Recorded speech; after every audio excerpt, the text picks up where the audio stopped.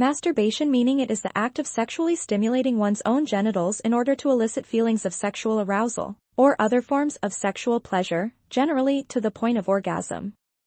A variety of stimuli, including hands and fingers, common household items, sex toys such as vibrators, and mixtures of these, may be used. It is possible to masturbate with a sexual partner, which may entail physical stimulation of the partner's genitals, such as fingering or a handjob, or to employ mutual masturbation as a kind of non-penetrative sex, such as kissing. Masturbation is common in both sexes and at all ages, including children.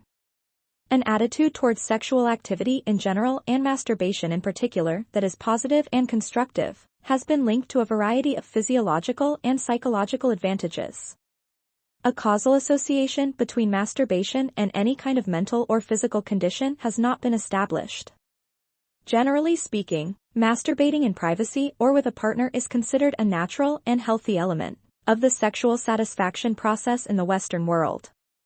Masturbation has been shown in art from prehistoric times, and it has been referenced and discussed in very early writings as well as in ancient texts. The term heinous, deplorable, and hideous were used to characterize it by certain European theologians and doctors throughout the 18th and 19th centuries, but during the 20th century, these taboos were gradually lifted. Increased debate and representation of masturbation has occurred in several media, including fine art, popular music, television and motion pictures, as well as literary works.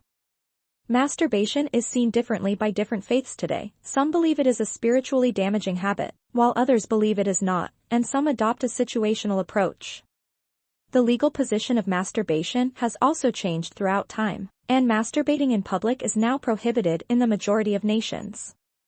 Animal masturbation has been documented in numerous species, both in the wild and in captivity, and it is thought to be a natural behavior.